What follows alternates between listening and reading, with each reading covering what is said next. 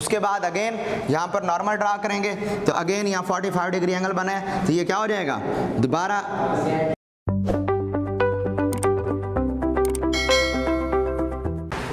अच्छा, आज का हमारा टॉपिक है applications of total internal reflection. Applications of total internal reflection.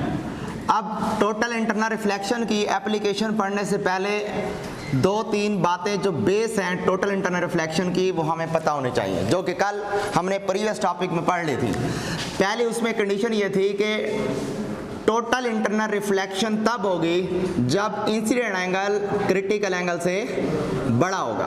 पहली कंडीशन ये थी। दूसरी कंडीशन कि टोटल इंटरनल रिफ्लेक्शन तब होगी जब light denser to rare medium जाएगी। समझ आ गई? उसके बाद एक और पॉइंट कि हमने कल दो पॉइंट पढ़े थे कि क्रिटिकल एंगल गिलास के लिए क्रिटिकल एंगल की वैल्यू होती है 41.8 डिग्री, या अप्रॉक्सीमेटली हमारी बुक के अंदर इसकी वैल्यू लिखी गया 42 डिग्री। यानी हमें गिलास के थ्रू टोटल इंटरनल रिफ्लेक्शन कराने के लिए इंसिडेंट एंगल को 41.8 या 42 डिग्री से बड़ा रखना होगा। और अगर फर्ज करें हमने टोटल इंटरनल रिफ्लेक्शन कराने है पानी में, तो उसके लिए हमें एंगल कितना रखना होगा 48.8 डिग्री, यानी 49 डिग्री से बड़ा रखना होगा। बात समझ आ गई? तो अब हम अपने टॉपिक की तरफ आ रहे हैं कि application of total internal reflection में 4 एप्लीकेशन हमारी बुक के अंदर दी गई हैं। उनमें से पहली 2 एप्लीकेशन आज हम पढ़ने वाले हैं। पहली एप्लीकेशन है totally internal reflecting prism. Internal reflecting prism, totally internal reflecting prism. अब इसको पढ़ने से पहले हम ये देखते हैं कि प्रिज्म होता क्या है। प्रिज्म को ऐसे डिटेल में आगे भी चल के हम पढ़ेंगे। फिलहाल आप ये याद रखें कि प्रिज्म एक ऐसी डिवाइस है जिसकी 3 साइडें रेक्टेंगल होती हैं और 2 साइडें ट्राइएंगल होती हैं, प्रिज्म कहलाती है। गिलास या प्लास्टिक की बनी हुई ऐसी डिवाइस जिसकी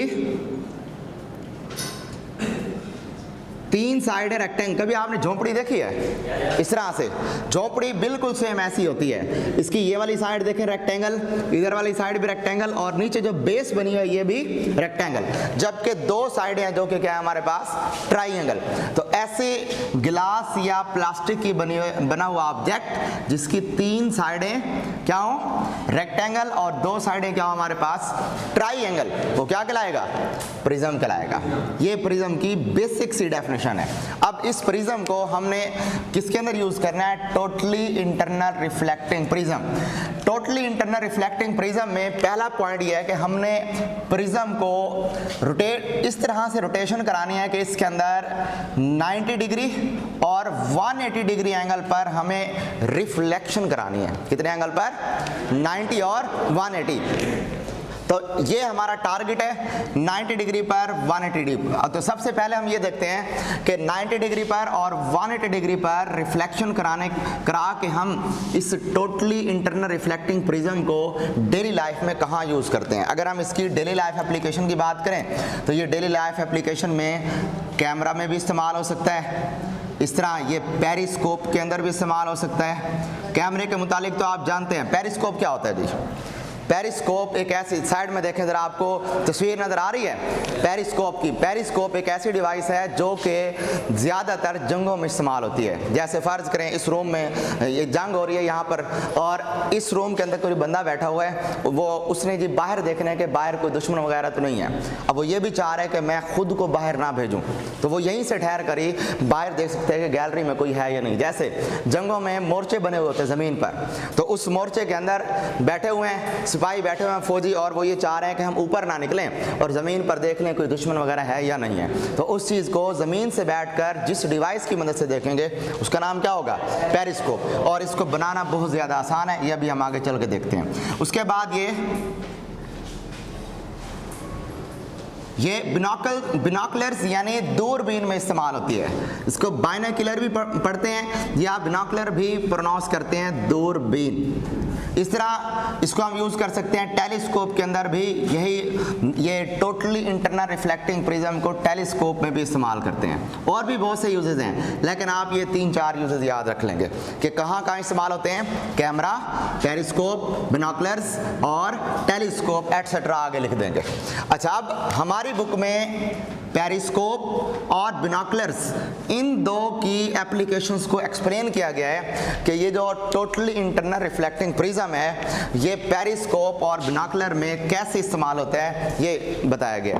तो अभी हम ये देख रहे हैं कि किस तरह पेरिस्कोप और बिनॉकुलर में यूज होता है। सबसे पहला पॉइंट, पेरिस्कोप में टोटली इंटरनल रिफ्लेक्टिंग प्रिज्म को यूज़ करने के लिए हम प्रिज्म को इस तरह की ओरिएंटेशन में रखेंगे कि लाइट उस प्रिज्म से 90 डिग्री एंगल पर रिफ्लेक्ट होनी चाहिए। एमसीक्यू है, याद रखिएगा। पेरिस्कोप में लाइट को कितने एंगल पर? 90 डिग्री एंगल पर। जबकि इधर बिनॉकुलर्स की बात करें तो बिनॉकुलर्स में प्रिज्म को इस तरह की ओरिएंटेशन में रखेंगे कि यहाँ पर लाइट 180 डिग्री एंगल पर क्या करेगी? रिफ्लेक्ट बैक होगी। कितने एंगल पर? 180 डिग्री एंगल पर। और ये तो अंडरस्टूड है कि इन दोनों केसेस के अंदर इंसिडेंट एंगल किससे ज्यादा होना चाहिए? कितना है क्रिटिकल एंगल? गिलास के लिए 42 डिग्री है। कितना है? 42 डिग्री। तो हमें एक बात माइंड रखनी है कि 42 डिग्री से एंगल बड़ा रखना चाहिए और उसमें लाइट की जो रिफ्लेक्शन हो रही होगी वो 90 डिग्री पर होगी, यानी कि ये 45 डिग्री से बड़ी होगी। तो फिलहाल देख रहे हैं पेरिस्कोप। अच्छा, पेरिस्कोप में किस तरह से हम इसको यूज़ करते हैं? पेरिस्कोप में इसी प्रिज्म को उठा के हम इस तरह लेके आ जाते हैं। ये कैसी आपको शक्ल नजर आ रही है? गौर करें, इसमें एक हमारे पास एंगल है 90 डिग्री का। कितना है जी? 90 डिग्री। और दो एंगल कितने हैं? 45 डिग्री के। Total sum of angle of triangle कितना होता है? 180 डिग्री। तो एक 90 का है तो दो कितने होंगे? 45 के। इस तरह की ओरिएंटेशन, यानी हमने ये जो हमारे पास ट्राइंगल ये प्रिज्म है, इस प्रिज्म को यूं उठाया और उठा के बिल्कुल इसकी फ्रंट वाली साइड सामने रखी और इसकी जो बेस वाली साइड थी वो सामने लेकर आ गई यूं। यानी इसको उठाया, रोटेट करा के ट्राइंगल वाला पोर्शन अपने सामने रखा और ये वाली जो सीधी बेस वाली साइड थी वो कहाँ रखी? सामने रखी। क्लियर हो गई? और अगर हम इसमें बिनॉकुलर की बात करें तो बिनॉकुलर के अंदर हम इसी प्रिज्म को उठाएंगे, उठा के इसकी ये वाली जो साइड है हाइपोटेन्यूज वाली साइड, ये सामने लेकर आ जाएंगे यूं। इस तरह से सामने लेकर आए और ये इस तरह से। यानी स्टिल अगर आप नोट करें तो दोनों केसेस में इसकी ये जो ट्राइंगल वाला पोर्शन है ना, ये हमने सामने लिया हुआ है। ऐसे ही है ना? फर्क क्या है? सिर्फ फर्क ये है कि इसके अंदर हमने इसको रोटेट करा के बेस वाली साइड सामने कर ली और इस केस के अंदर इसको रोटेट करा के जो इसकी हाइपोटेन्यूज वाली साइड थी ये वाली, इस हाइपोटेन्यूज वाली साइड को हमने सामने कर लिया। क्लियर हो गई बात ये? अब इसमें देखते हैं कि 90 डिग्री एंगल किस तरह से रिफ्लेक्शन होती है और वहां देखेंगे 180 डिग्री एंगल की रिफ्लेक्शन किस तरह से होती है। अब सबसे पहले तो ये देखें, यहाँ से लाइट जा रही है, यहाँ कोई भी ऑब्जेक्ट मौजूद है। क्या है जी? यहाँ पर कोई ऑब्जेक्ट मौजूद है। अब इसमें लाइट किस तरह से, इमेज किसी भी ऑब्जेक्ट की किस तरह से बनती है बता चुका हूँ। उस ऑब्जेक्ट पर लाइट फॉल करती है, लाइट फॉल करके टकरा के इसके ऊपर पड़ती है। ऐसे ही होगा ना? या दूसरी पॉसिबिलिटी है कि यहाँ पर आप क्या कर लें, लेजर लाइट रख लें और उससे लाइट इसके ऊपर फॉल करें। तो मैं यहाँ पर एक ऑब्जेक्ट ले लेता हूँ और उस ऑब्जेक्ट पे लाइट फॉल करके रिफ्लेक्ट बैक होकर सीधा जा रही है यूँ। एक लाइट रे यूं जा रही है, इसको मैं रिप्रेजेंट कर रहा हूँ ब्लैक कलर से, और एक लाइट रे जा रही है, इसको मैं रिप्रेजेंट कर रहा हूँ रेड कलर से। यानी वैसे तो वो बहुत सी लाइट रेज होंगी, लेकिन मैं जस्ट फॉर अंडरस्टैंडिंग दो लाइट रेज ले रहा हूँ और इन्हीं दो लाइट से मैं इस ऑब्जेक्ट को ऑब्जर्व कर रहा हूँ कि इस ऑब्जेक्ट की इमेज कैसे बनेगी। क्लियर। अब ये कितने एंगल पर जाके इसके ऊपर टकरा रही हैं? 0 डिग्री एंगल। कितने? 0 डिग्री। अब आपको कल बता चुका हूं कि अगर लाइट 0 डिग्री एंगल पर रिफ्रैक्ट होती है तो क्या था? 0 डिग्री एंगल ऐसा है कि जहां लाइट की रिफ्रैक्शन के दौरान लाइट अपना पाथ चेंज नहीं करती, बगैर डेविएट किए सीधी चली जाती है। तो यहां पर लाइट क्या हो गई? बिल्कुल सीधी चली गई, ये इधर सीधी चली गई और यहाँ से ये लाइट बिल्कुल सीधी चली गई। अब यहाँ पे आप क्या करेंगे? यहाँ से जब आप लाइट टकरा रही है, लाइट टकराने के बाद यहाँ पर आप नॉर्मल ड्रा करेंगे। क्या करेंगे? नॉर्मल ड्रा करेंगे।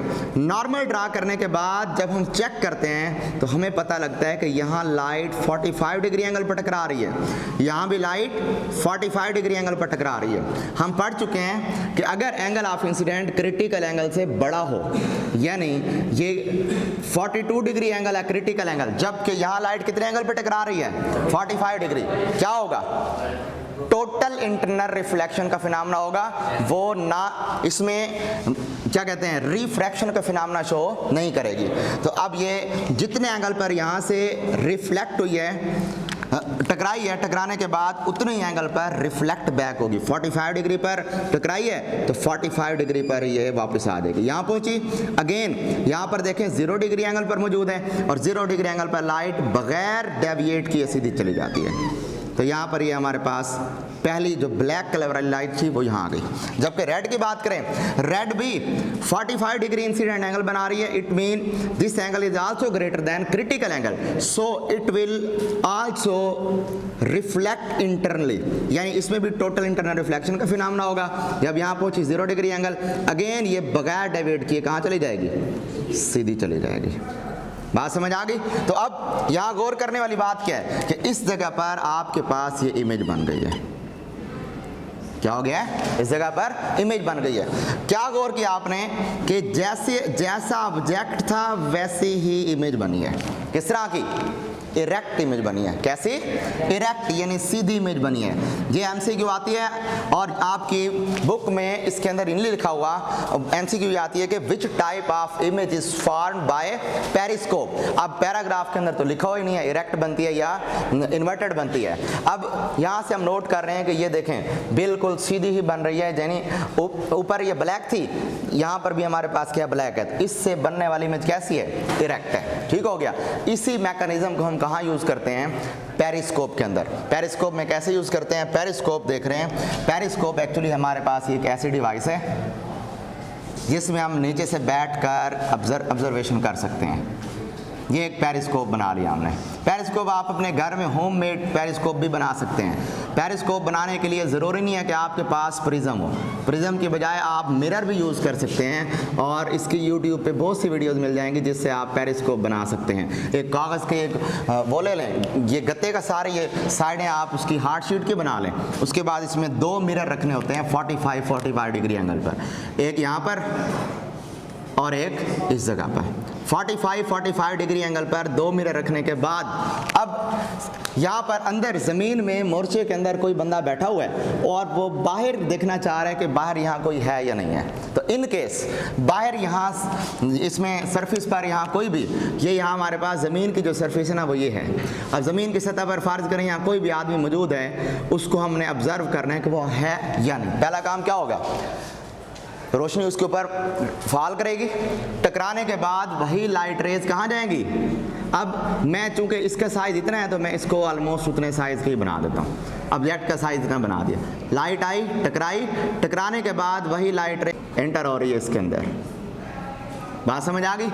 अब एक ये हमारे पास रेड कलर की लाइट, उसके साथ मैं बना देता हूँ ये ब्लू कलर की लाइट। वैसे बहुत सी लाइट रेज आती है लेकिन हम अपनी आसानी की खातिर क्या करेंगे, कोई सी 2 लाइट रेज बना लेंगे। ठीक हो गया। अब क्या होगा, यहाँ पर ये कितने एंगल पे आके टकराएगी? 45 डिग्री एंगल क्रिटिकल एंगल से बड़ा है तो लाइट उधर जाने के बजाय टकरा के नीचे आ जाएगी। फिर अगेन यहाँ के टकराएगी, ये अगेन 45 डिग्री एंगल है जो कि 42 डिग्री से बड़ा है, तो फिर ये यहाँ से टकरा के इधर चली जाएगी। बात क्लियर होगी? सिमिलरली इसको रेड कलर को देखें तो रेड कलर में क्या नजर आया कि वो 45 डिग्री एंगल पर टकरा के टोटल इंटरनल रिफ्लेक्शन फिनोमेना करते हुए यहाँ पर आ गई। उसके बाद अगेन यहाँ से टकरा के कहाँ पहुँच गई? इधर। यहाँ से भी इस चीज़ का प्रूफ हो गया कि वाकई ही यहाँ से जो इमेज बनती है वो कैसी है, इरेक्ट है। क्यों, उसकी वजह बता रहा हूँ। वहाँ से तो आपको आइडिया नहीं हो रहा था, यहाँ इसकी वजह बता रहा हूँ। यहाँ नोट करें, ऊपर भी रेड, ऊपर रेड से नीचे ब्लैक की, यहाँ क्या नजर आ रहा है, ऊपर रेड नीचे ब्लैक। इसमें इन्वर्टेड इमेज तब बनती है जब इंसिडेंट वाली जगह पर ऊपर रेड हो नीचे ब्लैक हो, और यहाँ इमेज वाली जगह पर नीचे रेड आ जाए और ऊपर ब्लैक हो जाए। तो यहाँ से इस चीज़ की पहचान हो गई कि यहाँ से जो हमें इमेज मिलेगी वो इमेज कैसी होगी, इरेक्ट इमेज मिलेगी। बात क्लियर होगी। उसके बाद अब इसका दूसरा केस देख रहे हैं कि ये बिनॉकुलर में कैसे यूज होता है, यानी दूरबीन के अंदर हम इसको कैसे इस्तेमाल करेंगे। अब दूरबीन में इस्तेमाल करने के बड़ा आसान सा तरीका है। अब पहला मैकेनिज्म क्या है इसके अंदर, ये इसको चले मैं थोड़ा सा बड़ा करके बना देता हूँ ताकि इसको समझने में आसानी हो जाए। ये हमारे पास वही सेम प्रिज्म है, उस प्रिज्म को हम यूज़ कर रहे हैं। अब पहला काम क्या करना है कि यहाँ पर हमने एक लाइट रे लेनी है, ठीक हो गया। लाइट रे नहीं लेनी, बल्कि यहाँ हमने ऑब्जेक्ट रखना है जिस ऑब्जेक्ट की हमने इमेज बनानी है। ये ऑब्जेक्ट आ गया। अब इसमें पहली रे ले रहा हूँ जो कि ब्लैक कलर में है। क्या होगा, 0 डिग्री एंगल पर जा रही है, बगैर डेविएट किए कहाँ चली जाएगी, सीधी। यहाँ पर नॉर्मल ड्रा करेंगे, 45 डिग्री एंगल बनेगा। 45 डिग्री एंगल किससे बड़ा है, क्रिटिकल एंगल से बड़ा है। इट्स मीन ये टोटल इंटरनल रिफ्लेक्शन का फिनोमेना करते हुए कहाँ पहुँच जाएगा, इधर। फिर उसके बाद अगेन यहाँ पर नॉर्मल ड्रा करेंगे तो अगेन यहाँ 45 डिग्री एंगल बना है, तो ये क्या हो जाएगा, दोबारा यहाँ से टकरा के वापस यहाँ आ जाएगा। अब अगेन 0 डिग्री एंगल है, तो ये टकरा के लाइट कहाँ पहुँच जाएगी, इधर आ जाएगी। बात समझ आई, यहाँ से गई फिर इस तरफ, फिर यहाँ से इधर आ गई। अब मैं इसके साथ एक रेड लाइट शो कर रहा हूँ। अब रेड लाइट की बात करेंगे। रेड लाइट है जो कि यहाँ पर पहुँची, 0 डिग्री एंगल है, बगैर डेविएट किए सीधी चली गई, यहाँ आई, यहाँ से टकराई, टकराने के बाद ये ऊपर चली गई। ये यहाँ से 0 एंगल बनाया 45 डिग्री एंगल जो कि 42 डिग्री एंगल से बड़ा है। तो फिर ये यहाँ से लाइट रिफ्लेक्ट बैक होकर यहाँ से पहुँची, अगेन नॉर्मल ड्रा किया, 45 डिग्री एंगल 42 से बड़ा है, ये टोटल इंटरनल रिफ्लेक्शन का फिनोमेना करते हुए यहाँ पहुँच गई। और फिर 0 डिग्री एंगल है तो यहाँ से ये बगैर डेविएट किए सीधी चली जाएगी। अब क्या नोट किया आपने, बताएं जी। नोट ये किया कि जहां था ऑब्जेक्ट वहां ब्लैक कलर लाइट ऊपर और रेड वाली नीचे। जहां इमेज बन रही है वहां पर रेड ऊपर आ गया और ब्लैक नीचे। तो ये किस चीज की पहचान है कि इस केस में बनने वाली इमेज कैसी होगी, इन्वर्टेड होगी, इरेक्ट नहीं होगी बल्कि image inverted image is form. तो ये एमसीक्यू आती है, इसको आपने माइंड में रखना है। ये हमें इस डायग्राम से पता लगता है, बुक के अंदर ये पैराग्राफ में ये बात नहीं लिखी हुई। तो इन दोनों केसेस से ये बात क्लियर होगी। इस चीज़ को हम दूरबीन के अंदर इस्तेमाल करते हैं। जैसे देखें आपको उसमें नज़र आ रहा है तस्वीर में, दूरबीन के अंदर उन्होंने दो प्रिज्म यूज़ करके इसको इस्तेमाल किया हुआ है। क्लियर है बात ये। तो ये हो गया हमारे पास टोटल इंटरनल रिफ्लेक्टिंग प्रिज्म। इसमें अगर कोई सवाल है तो पूछ लें।